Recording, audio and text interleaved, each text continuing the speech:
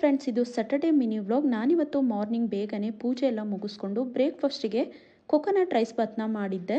ಅದನ್ನು ತಿನ್ಕೊಂಡು ನಂತರ ನಾವು ದೇವಸ್ಥಾನಕ್ಕೆ ಹೊರಟಿದ್ವಿ. ಈಗ ನಾವಿಲ್ಲಿ ಶ್ರೀನಿವಾಸ ಸಾಲಿಗ್ರಾಮ ರಾಮವಳ್ಳಿ ಹತ್ರ ಇದೆ, ಆ ಟೆಂಪಲ್ಗೆ ಬಂದಿದ್ದೀವಿ ಅಲ್ವಾ. ಹತ್ರ ಮಂಚನಬೆಲೆ ಡ್ಯಾಮ್ ಮತ್ತು ದೊಡ್ಡಲದ ಮರ ಇದೆ, ನೋಡ್ಕೊಂಡು ಹೋಗೋಣ ಅಂತ ನಾನು ಮತ್ತು ನನ್ನ ಹಸ್ಬೆಂಡ್ ಇಬ್ಬರು ಬಂದ್ವಿ. ಈ ಎರಡು ಪ್ಲೇಸನ್ನು ನೋಡಿಕೊಂಡು ನಂತರ ನಾವು ಅಲ್ಲೇ ಶುಗರ್ ಕ್ಯಾನ್ ಜ್ಯೂಸನ್ನು ಕೂಡ ಕುಡಿದ್ವಿ. ಈ ಬಿಸಿಲಲ್ಲಿ ತಂಪಾಗಿ ಏನಾದರೂ ಕುಡಿಬೇಕು ಅಂತ ಅನಿಸ್ತಾನೆ ಇರುತ್ತೆ. ಹಾಗಾಗಿ ಶುಗರ್ ಕ್ಯಾನ್ ಜ್ಯೂಸನ್ನು ಕುಡಿದು ನಂತರ ನಾವು ಮನೆಗೆ ಬಂದ್ವಿ.